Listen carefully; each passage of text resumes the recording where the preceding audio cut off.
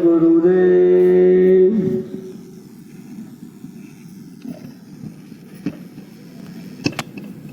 शब्द रूप में विराजमान हम सबके आराध्य परम पूज्य स्वामी जी महाराज, उनके आध्यात्मिक उत्तराधिकारी उज्जैन के पूज्य संत परम पूज्य बाबा उमाकांत जी महाराज, उनके चरणों में कोट कोट नमन, कोट कोट प्रणाम। उपस्थित सम्माननीय माताएं बहनें, सत्संग एवं धर्म प्रेमी भाई, संस्कारवान नन्हे मुन्ने प्यारे बच्चों, आप सबको मेरा सादर नमन, सप्रेम जय गुरुदेव।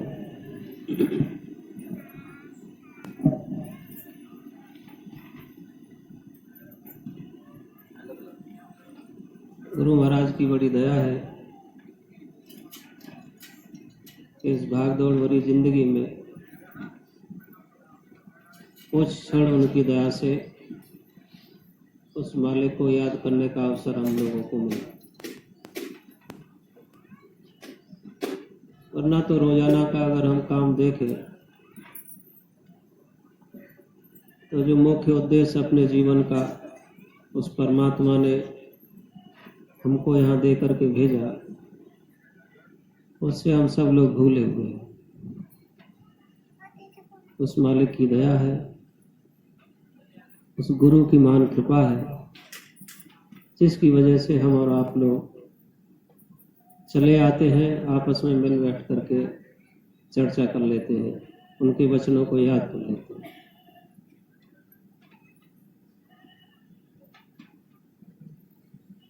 ये मानव जीवन, अनेक अनेक महापुरुषों ने कहा, क्षण भंगुर है, कुछ समय के लिए हमको आपको ये मिल गया। कोई 60 साल, कोई 80 साल, कोई 100 साल। निश्चित कोई नहीं है कि 100 साल की उम्र पर ही बुलावा आएगा, ये निश्चित नहीं। 40 की में बुलावा आ जाए, 60 में, 70 में, 65 में, 20 में। कई बार तो ये देखने में आता है कि माँ के गर्भ से बच्चा मरा हुआ ही पैदा होता है, तो इसका कोई भरोसा नहीं कि कब वो डोर खींच लेगा और कब ये जीवन लीला खत्म हो जाएगी। इसलिए जो लोग ये सोचते हैं कि अभी जीवन बहुत लंबा है, देखा जाएगा, ये तो बुढ़ापे का काम है, भक्ति, प्रार्थना, ध्यान, भजन, सेवा, तो ये तो सब जब चारों तरफ से निवृत्त हो जाएंगे, निवृत्त होने को आज की भाषा में कहें तो जब चारों तरफ से रिटायर हो जाएंगे, तब का ये काम है, तो तब भजन करेंगे। जब भाई चारों तरफ से रिटायर ही हो गए, सरकार ने समझा 60 साल तक काम लिया, पूरी तरह निचोड़ लिया उसके बुद्धि विवेक को, सामर्थ्य को, तब देखा कि अब इनका क्षमता इतनी नहीं रही, अब ये जो इनको हम देते हैं उतना ये नहीं कर पा रहे हैं, तब सरकार ने सीमा निर्धारित कर दी कि हम इनको घर भेज दो, जाओ। उन्होंने भी 60 साल पर एक सीमा निर्धारित कर दी कि अब भाई हमारे काम के आप नहीं।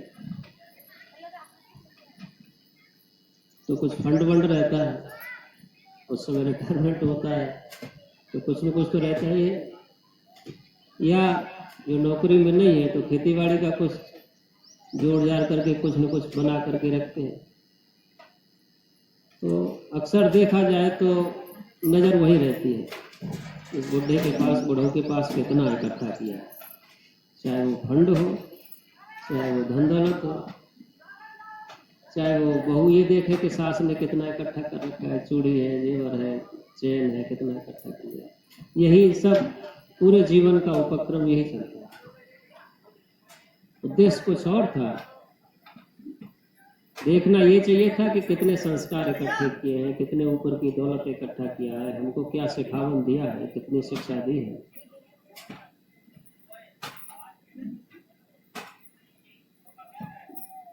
अगर ये बोध रहे कि ये जीवन अनमोल है और ये इन चीजों को, कागज पत्थर या कंकड़ गिनने के लिए ये जीवन नहीं मिला है, तो कुछ दूसरे विचार रहते।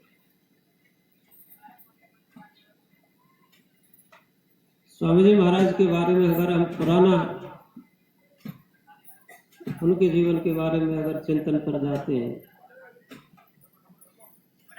तो देखने में आता है कि उन्होंने अपने जीवन की कदर की, और उन्होंने जो अपने जीवन की कदर की तो उनको उस जीवन की कदर करने की शिक्षा मिली, इसलिए कदर की। और सबसे पहले जो शिक्षा उनको मिली तो उनकी माँ ने वो शिक्षा दी, कोई और शिक्षक नहीं था उनका। स्वामी जी महाराज को जो पहली शिक्षा मिली कि ये मनुष्य शरीर किस लिए मिला है, हमारा जीवन का उद्देश्य क्या है, उसकी शिक्षा ये पहले गुरु उनकी माँ थी। स्वामी जी महाराज खुद बताते थे, आप लोग पुराने लोग इसमें बैठे हैं, आप लोगों को ध्यान भी होगा, उन चीजों से हमको आज शिक्षा लेने की जरूरत है। स्वामी महाराज कहते थे कि जब वो छोटे थे, एकदम 4 साल की अवस्था में, 5 साल की अवस्था में थे, तो उनकी माँ का समय आ गया जाने का। जिस कोख से इतने बड़े महापुरुष ने जन्म लिया हो, अवतरित हुए हो, तो कोई वो माँ सामान्य तो नहीं होगी, सामान्य माँ नहीं रही होगी, तो वो माँ भी जागृत अवस्था की माँ रही होगी। तो जब उनका अंतिम समय था तो इनको पास बुलाया स्वामी जी महाराज को, कहा कि मेरा समय तो हो गया, मैं तो जाने की अवस्था में, लेकिन तुम ये चीज हमारी याद रखना, जीवन में 2 बातें हमारी याद रखना। वो माँ अपने अंतिम समय में एक 4 साल के बच्चे को शिक्षा दे रही है। पहली बात तो ये याद रखना कि मेहनत और ईमानदारी से इस शरीर को पालना पोसना। जो भी काम आप करना वो मेहनत और ईमानदारी से करना। चाहे खेती का काम है, प्रारब्ध में खेती लिखी है तो खेती का काम, दुकानदारी है तो दुकानदारी का काम। ये नहीं है कि बच्चा आया तो उस पर 1 का 2 ले लिया, कोई सयाना आदमी आ गया तो उसको 95 पैसे में या 1 रुपये 10 पैसे में दे दिया, वो नहीं। मेहनत ईमानदारी का मतलब कि हमारे सामने कोई मौजूद है जो देख रहा है, हमारे तराजू को कोई देखने वाला बैठा हुआ है, मेहनत ईमानदारी। मजदूरी हम करें, मालिक कोई नहीं है जिसकी हम मजदूरी कर रहे हैं, लेकिन हमारा मालिक कोई और है, वो देख रहा है वहाँ, जो हमको मजदूरी देगा। यहाँ का मालिक हमको मजदूरी नहीं देगा, हम लोगों को जो बरकत वाली मजदूरी है वो हमारा मालिक कोई और है, वो हमको मजदूरी देगा। ये सब बातें एक 4 साल के बच्चे को एक माँ अपने अंतिम समय में समझा रही है कि आप जो भी काम करो, नौकरी करना प्रारब्ध में है, नौकरी मिल जाए तो आप उसको मेहनत से करना, ईमानदारी के साथ करना। तो क्या हो गया, ये वचन लग गया। उस बात को स्वामी जी महाराज ने आजीवन निभाया। आपने हमने देखा कि स्वामी जी महाराज जब उनका अंतिम समय था और वहां अस्पताल में भर्ती कराने के लिए लोग उनको ले जाने वाले थे, पूर्णिमासी के दिन काफी लोग वहां इकट्ठे हुए थे, हो सकता है आप लोगों में से भी कुछ लोग गए हों। उससे 1 दिन पहले भी दर्शन तो उस दिन भी दिए, लेकिन 1 दिन पहले भी हम लोग वहां मौजूद थे सेवा में। हमको भी कभी समय मिलता था तो हम लोग भी जाते थे, आप लोग भी जाते, सब लोग जाते हैं। तो चिलचिलाती धूप में गुरु महाराज बाउंड्री वॉल करा रहे थे। एक दीवार थी तो कैंटीन बनी हुई थी उसके उधर, तो वहां स्वामी जी महाराज खड़े होकर के बाउंड्री वॉल बनवा रहे थे। ऐसे महापुरुष जो पूरे जीवन ये उपदेश देते रहे कि एक दिन यहाँ से जाना पड़ेगा, सबको ये छोड़ करके जाना पड़ेगा, और ये कहते थे कि हमको भी जाना पड़ेगा। खुद अपने लिए भी बोलते थे कि हम कोई अमर की बूटी खा करके तो नहीं आए, हमको भी जाना है, आपको भी जाना है, सबको ये उपदेश देते। और हमको यही सब कुछ छोड़ करके जाना पड़ेगा, किसी के साथ कुछ जाना नहीं है। लेकिन ये सब देखते हुए भी मालूम था कि जाना है, और फिर एक दिन पहले वहां बाउंड्री बनवा रहे खड़े होकर के। और जो आज के महापुरुष हैं परम पूज्य बाबा उमाकांत जी महाराज, ये वही छतरी लेकर के खड़े थे, ये भी वही खड़े थे उसी चिलचिलाती धूप में। तो जो माँ को उन्होंने वचन दिया, माँ ने उनसे जो वचन लिया, ये वचन किसी गुरु ने नहीं लिया था, ये वचन उनकी माँ ने लिया था कि हमें बताओ, आश्वस्त करो जिससे मैं आश्वस्त होकर के जाऊं कि तुम मेहनत और ईमानदारी से कमाई करोगे। पहला तो ये कहा कि ठीक है। और 4 साल का बच्चा क्या जानता है मेहनत ईमानदारी, और उसको अंतिम समय तक निभाया। और उस मेहनत और ईमानदारी की कमाई में जो आज भी स्वामी जी महाराज ने यही शिक्षा खुद अपने जीवन में ढाली, और हमको आपको भी यही बराबर कहा कि मेहनत ईमानदारी में बहुत बरकत है, आप मेहनत ईमानदारी से कमाई करो। और आज के जो महापुरुष हैं ये भी बराबर कह रहे हैं। ये चीजें देखने में सामान्य है, इसमें कौन सी बड़ी बात है भाई, मेहनत ईमानदारी से तो जगह जगह लिखी भी रहती है, बाबा जी बराबर कहते भी हैं मेहनत ईमानदारी से कमाई करो। और हम आप लोग भी खूब गुणगान करते हैं कि मेहनत ईमानदारी की कमाई करो, सब जानते हैं। लेकिन उसको हमको अपने जीवन में विचार करने की जरूरत है कि जो कहा जा रहा है उसमें हम कितना चल पा रहे हैं।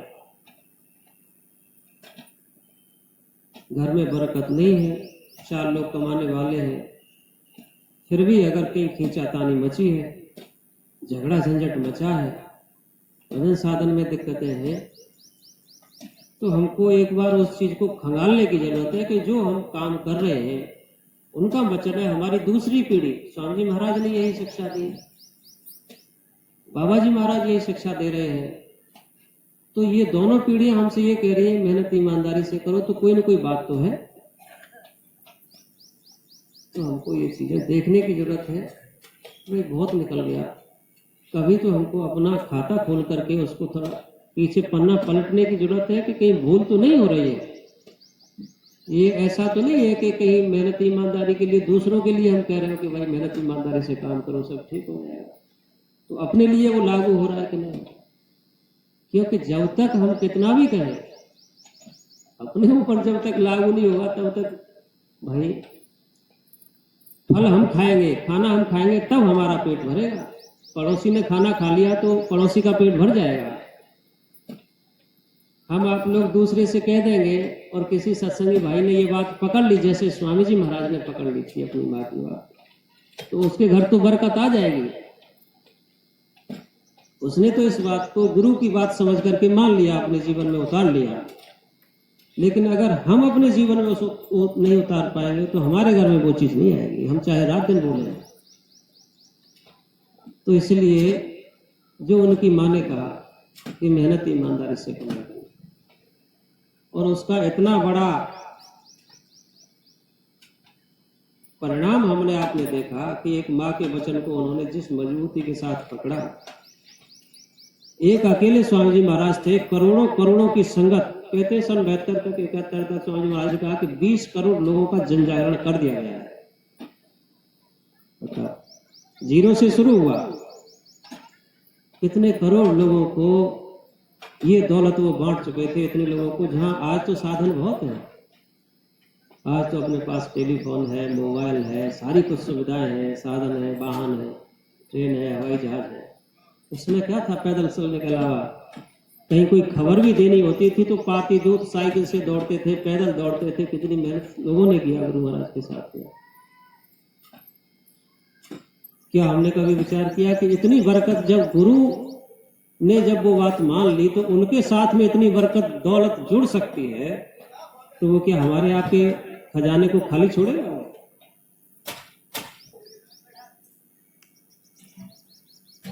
परम पूज्य महाराज जी, जिनको उज्जैन वाले बाबा जी महाराज के नाम से भी हम आप लोग जानते हैं,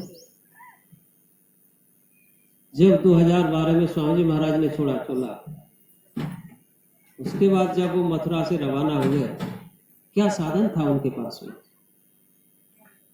जो कुछ चीजें थी, अगर दौलत के पुजारी होते तो वही सब पूरा हुजूम तो उन्हीं के साथ था, जनता तो सारी भावनाएं उन्हीं के साथ जुड़ी हुई थी। बाद में तिफरकेबाजी पैदा हुई, उस समय तो ऐसी चीजें नहीं थी, सारे तो उन्हीं के साथ जुड़े हुए थे लोग। स्वार्थ तो लोगों के बाद में पैदा हुआ, समय बीतने के साथ स्वार्थ हावी हुआ। उस समय तो ज्यादातर भावनाएं निर्मल थी, लेकिन सबको ठोकर मार करके आकलन किया गया था कि 12,000 करोड़ की संपत्ति है, ये है वो है।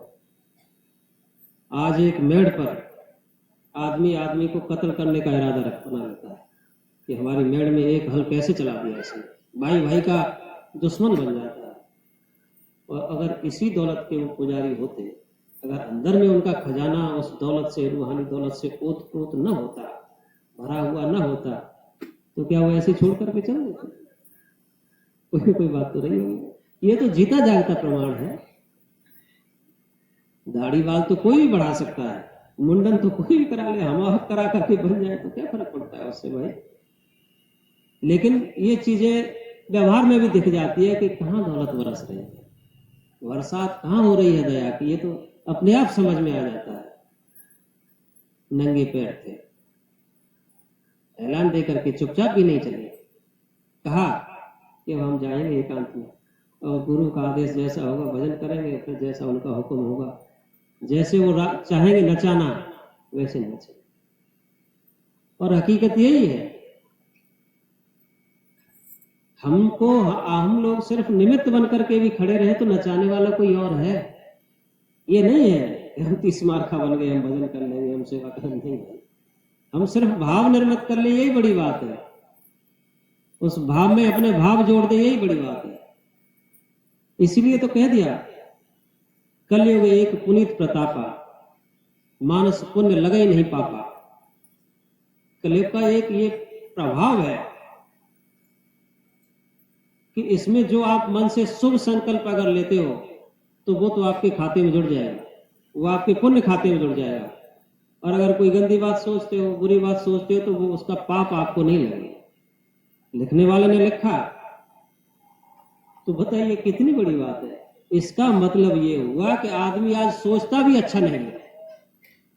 अरे भाई, मन में यही सोच ले कि मैं तो रात दिन भजन करूंगा, मैं तो रात दिन सेवा करूंगा, इसी चिंतन में लगा रहे, मैं तो अपने भाई 10वां हिस्सा तो गुरु का होता है, मैं तो मेहनत ईमानदारी की बात की गई है, तो मैं अब तक हो गया सो हो गया, कान पकड़ता हूँ, तौबा करता हूँ। अब ईमानदारी की जब बात है, मेहनत की बात है, तो मेहनत से कमाऊंगा। ईमानदारी से 10वां शास्त्रों में वर्णन है कि उनका होता है, तो बरकत मेरे घर में भी आनी चाहिए, मेरे द्वार तक भी दस्तक दे, मेरे भजन में भी दस्तक दे वो बरकत। तो वरना तो ऐसे ही जीवन अब तक चला गया, आगे क्या ठिकाना, चला ही जा रहा है। हर जगह मेहनत हो, हर जगह ईमानदारी। जो जिम्मेदारी हमको गुरु ने किसी लायक समझा है, कोई जिम्मेदारी छोटी सी छोटी संगत में हमको दे दी है, किसी भी लायक दे दी है, वहां मैं ईमानदारी से काम करूंगा, मैं वहां मेहनत करूंगा। जो दायित्व मेरा है, मैं उस दायित्व को निभाऊंगा हर क्षेत्र में, जहां जिस स्थिति में है। तो ये दिक्कतें बहुत कम हो जाएंगी, फिर दया जुड़ जाए। तो कहने का मतलब ये है कि नंगे पैर वहां से निकले बाबा जी महाराज। रास्ते में किसी ने 500 का टुकड़ा डाला झोली में, ये भी नहीं पता था कि क्या साधन है, कहाँ जाना है, कुछ नहीं। उनके नाम पर चल दिए, नंगे पैर चल दिए। और जो 500 का टुकड़ा डाला वो भी वहां किसी सेवादार को दे दिया कि आप रखो। टूथपेस्ट भी नहीं, चप्पल भी नहीं, फोन भी नहीं। और आज ये 12 से आज 23 हो, 10 साल का समय निकला है। जीरो से शुरू हुआ, न कहीं आश्रम था, न कोई ठिकाना था, न हम लोगों के लिए कहीं बैठने की जगह थी कि कहीं बैठ करके उनके दर्शन कर ले। कहीं बैठ करके भजन साधन कर लें। प्रांत में भी ऐसी स्थितियां थी कि खदेड़े जा रहे थे,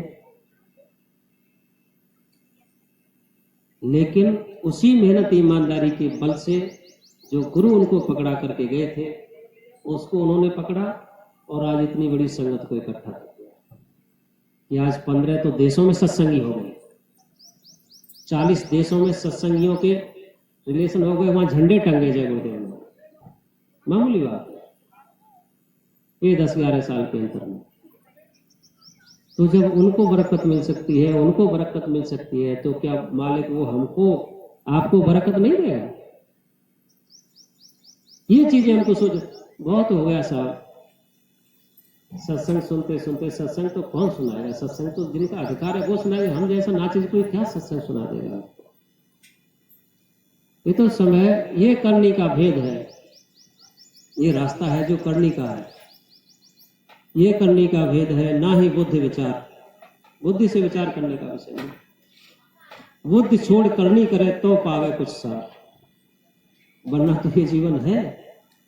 बताते हैं कि एक चोर था और एक सेठ जी के यहाँ वो चोरी करने के लिए चला।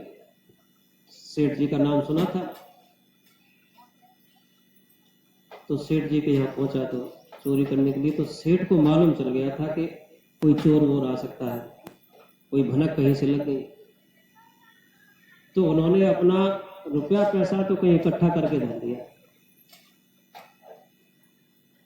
और वो जो बही खाता था वो रुपया पैसा तो उसको कुछ मिला नहीं। जो सेठ का बही खाता था जिसमें लिखता था इनको इतना दिया उनको इतना दिया, वो बही खाता उसके हाथ पड़ गया चोर के।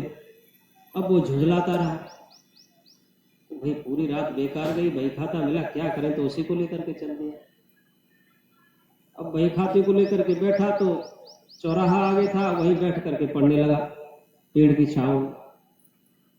1 लाख रुपए उनको बेटी की शादी के लिए इस तारीख को दिए, 50,000 रुपये उनके बेटे की फीस के लिए दिए, 20,000 उनकी माताजी की दवा के लिए दिए, उसको इस काम के लिए दिए। उस समय तो वही सब गाथा लिखी हुई थी, वही खाते में तो यही था, तो इसको इतने दिए, उसको इतने दिए, उसको इतने दिए। अब वो तो अपना मगन था, झल्लाता हुआ पढ़ रहा था। अब वहां लोग जा रहे थे तो देखा कि ये तो बहुत बड़ा सेठ है कोई। वही खाते वाले को ही सेठ समझ लिया हम लोग, ये तो बहुत बड़ा सेठ है, इसने इतने उसको दिए, इतने उसको दिए। तो वहां मजमा लग गया सुनने वालों को। उसको कोई पता नहीं कि सामने भी कोई लोग खड़े हैं। अब वो पढ़ता जा रहा कि इसको इतना, इसको उतना। अब जब उसने ऊपर नजर घुमाई तो वहां तो 10-20 लोग इकट्ठे खड़े थे। अब वो हाथ जोड़ करके, अरे भाई साहब हमारी तो माताजी बड़ी तबीयत खराब है, हमारे बच्चे की, तो हमको भी 20,000 रुपये दे दीजिए, हमको भी 10,000 दे दीजिए, किसी की लड़की की शादी है, किसी का कोई काम है, किसी। अब वो देखने लगे, अब वो कहाँ से दे? उसका तो बही खाता हाथ लग गया था, तो वो तो पढ़ रहा था उसको। भाई देने वाला तो सेठ अलग है और बही खाता अलग है। तो आज जो स्थिति है वो यही है। ये जो ग्रंथ है ये बही खाता है महापुरुषों के, उन्होंने अनुभव किया तो ये बही खाते तैयार किए। प्रमाण लिखा है उसमें कि सेठ ने इतने रुपए उसको दिए, इतने। ये प्रमाण है उस सेठ के कि उसके पास दौलत है, उसने बांटी। तो जो आज ग्रंथ है ये बही खाता है महापुरुषों के द्वारा लिखे गए। उनका अनुभव था जीवन का, उन्होंने देखा। रामचरितमानस में लिखा, सूझ रामचरित मणि माणिक, गुप्त प्रगट जो जेहि गुण खाने। जो रामचरितमानस है ये सूझता है। सूझने का मतलब दिखाई देता है। सूझना कहते नहीं भाई, दिखाई देता है। कब दिखाई देता है? कि ओघर विमल विलोचन हिय के, कटे दोष दुख भव रजनी। कि जो हिय कहते ना बाहर की, अरे भाई तेरी बाहर की तो बाहर की, हिय ललार की भी फूट गई है क्या? तो वो सूझेगा कैसे? कि जो हिय की जो अंदर की खुल जाएगी तब वो दिखाई देगा। राम का चरित्र वो दिखाई देगा, वो चीज है। तो वो वही खाता, वो दाढ़ी बाल रख लिया और हम गा रहे हैं उसको निकाल करके कि हमने अखंड पाठ करा दिया हमने। अब वो दिखाई तो दे नहीं रहा है। हम तो वो सेठ वो ले गया था, वो चौराहे पर लड़ रहा था पढ़ने के लिए। तो ऐसे लोगों के हाथ में ग्रंथ पड़ गए, किसी ने कुछ रट लिया, जैसे हम आपके सामने भाषण दे रहे हैं, 4 चीजें इधर से 4 चीजें उधर से याद कर लिया, आपको सुना दिया। वो भाई बड़े बड़े खूब सुना गए, हमको तो लेना देना कुछ नहीं है। खुद भिखारी हैं, दूसरों को क्या देंगे? देने वाला कोई और है, दाता कोई और है। तो जब सेठ मौजूद है तो सेठ के पास क्यों न जा करके फरियाद की जाए, क्यों दुनिया के सामने हाथ फैलाए जाए? तो जब उनको मिला तो इसी लाइन को जब उन्होंने पकड़ा, जब एक माँ ने ये कहा कि आप मेहनत और ईमानदारी से, ये जीवन अनमोल है, मेहनत ईमानदारी से कमाई करना। एक बच्चे को, 4 साल के एक बच्चे को एक माँ उपदेश दे रही है।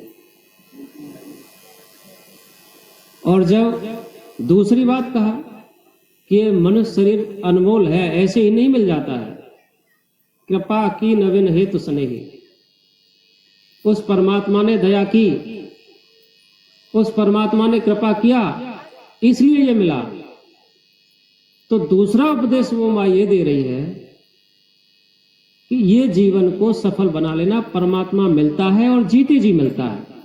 2 वचन माँ ने कहे, मेहनत ईमानदारी से गुजारा करना, परमात्मा मिलता है और जीते जी मिलता है। ऐसे महात्मा की खोज कर लेना जो मिला दे, मरने के बाद नहीं मिलेगा। एक माँ अंतिम समय में, और आज की माँ क्या शिक्षा दे रही है? अगर किसी माँ को ये पता चल जाए कि उसका अंतिम समय आ गया है तो क्या करेंगी? छोटी बहू को बुलाएगी, जिससे प्रेम होगा उस बहू को बुला लेंगी, जिससे प्रेम होगा उस बेटे को बुला लेंगी, जिससे ज्यादा प्रेम होगा उस बेटी को बुला लेंगी, कहेंगे उससे मिलना है, उसको मिला दो। यही तो होता है, उनसे मिलने की इच्छा है अंतिम समय। तो फिर जो जीवन भर की पूंजी इकट्ठा किया, ये देखो ये 4 तोले की चूड़ी है, 5 तोले का ये गले का हार है, यानी जो भी उसने इकट्ठा किया कि उसको यहां रख लिया, आगे के लिए भी झगड़ा पैदा कर दिया भाइयों में, बहनों में। और वो माँ क्या दे करके गई? उनके जो अनुभव की पूंजी थी, उस माँ ने एक अपने बच्चे को वो अनुभव की पूंजी दी कि तुम खुद का भी भला कर लोगे और कितने करोड़ों का भला कर दोगे इस पूंजी से। तो एक वो माँ थी। तो जब ये माएँ हमारी ये शिक्षा दे देंगी, घर से जब ये शिक्षा मिल जाएगी, तो बच्चे अव्वल रहेंगे। आजकल की इसी वजह से स्थितियां ये हो रही हैं कि जब 25 साल का बच्चा कहीं नौकरी लगता है, कहीं जाता है, कि विद्या ददाति विनयम, विद्या से विनय आती है, यानी दीनता आती है, संस्कार जागृत हो जाते हैं। और आज 25 साल का नौजवान है, 22 साल का नौजवान है, उसने अच्छी शिक्षा पाई, माँ बाप ने अच्छी शिक्षा पेट काट करके, अपनी जरूरतों को सीमित करके, अभाव झेल करके, और उन्होंने बच्चे को पढ़ाया, शिक्षा दी, अपनी इच्छाओं को दबा दिया बच्चे को कि ये कुछ बन जाएगा। कुछ बनाने के लिए बच्चे को पढ़ा दिया और बच्चा कुछ बन गया। अब बच्चे की शादी हो गई। माँ ने बाप ने इसी इच्छा के लिए कि भाई चलो अब बुढ़ापे में सुख मिल जाएगा उनको, शादी कर दिया। अब बच्चा क्या सोचता है? शादी कर दिया, अब वो 8 दिन में 15 दिन में बहू को ले जाता है अपने साथ कि माँ तुम तो पहले से ही यहाँ खाना बना रही हो, इसकी जरूरत वहाँ है, मैं पहले समय से ही, पुराने समय से ही बाहर का खाना खाते खाते मेरा पेट खराब हो गया, इसलिए मेरे। और माँ और बाप वहां भी ये नहीं कहते कि नहीं ले जाएगा, इस पर हमारा भी अधिकार है। कोई माँ ऐसे कहते हुए देखी है? लेकिन गुजरती क्या होगी साहब, जो बूढ़े माँ बाप 25 साल तक इसी उम्मीद में किसी पेड़ को सींच रहे हैं, किसी पौधे को सींच रहे हैं कि 25 साल बाद इससे हमको फल मिलेगा, और 25 साल बाद वो क्या मिलता है? फल तो नहीं मिल रहा, वो ले जाता है अपने साथ में। होना क्या चाहिए था कि देख, बहू को समझाता, पत्नी को समझाता वो नौजवान कि देखो इन्होंने पूरा जीवन मेरे लिए कुर्बान कर दिया, ये मेरे बूढ़े माँ बाप हैं, मैं बाहर से कमाई करके लाऊंगा और महीने में 15 दिन में 2 महीने में जैसी मेरी व्यवस्था बनेगी मैं तुम्हारे पास आऊँगा। घर की बाहर से व्यवस्था करने के लिए जो सहयोग की ज़रूरत होगी वो मैं करूँगा, और जो इनका कर्जा है मेरे माता पिता का मेरे ऊपर, तुम मेरे सहयोगी बन जाओ उसमें, यहां सहयोगी बन जाओगे तो इनका कर्जा हम चुका देंगे। क्योंकि जब ये कहा गया कि ये देह नर नारायणी है, परमात्मा इसमें निवास करता है, तो मेरे ये परमात्मा इसमें निवास करते हैं, तो वो सब चीजें छूट गई और वो बच्चा वहां चला जाता है। माँ रह जाती है कि मैंने गीले में खुद सोई, सूखे में इसको सुलाया, इसके मल पर गंदगी इसकी साफ की, अपना भूखा रह करके अपनी इच्छाएं खत्म करके इनको किया, तो उसका कोई सुनने वाला नहीं, घर घर की कहानी हो गई। तो कौन सा सत्संग, कौन सी शिक्षा? लेकिन अगर ये चीजें बदलनी है हमको, ये स्थिति तो कैसे बदलेगी? कि अगर महापुरुषों के दरबार में बच्चे भी जाएं, वो भी भजन साधन में लग जाएं, वो भी अगर सेवा में लग जाएं, तो जो बच्चा अगर सेवा में जुड़ जाएगा, जो बच्चा अगर भजन में जुड़ जाएगा, जिसका तार उस परमात्मा को याद करने में लग जाएगा, लग जाएगी, तो परमात्मा तो दयालु है, उसको तो दीनबंधु कहा गया है। तो जब वो दीनबंधु दया करेगा तो उसके अंदर में दया भाव नहीं आएगा। तो अपने माँ बाप को, ऐसा बच्चा जो भजन करता है, जो सेवा में जाता है, जो गुरु की सेवा कर सकता है, वो कैसे अपने माँ बाप को दुखी दे सकता है? वो अपने माँ बाप को कभी दुख नहीं दे सकता है। लेकिन कई बार माँ बाप भी ये सोचते हैं कि वो काम तो हमारा है, वो हम कर लेंगे, तू तो अभी ये काम कर। तो वो बच्चा न तो वो काम से महरूम जो असली दौलत थी उससे भी पीछे छूट जाता है, और समाज से तो वो कट ही जाता है। वो समझ ही नहीं पाता कि जीवन का उद्देश्य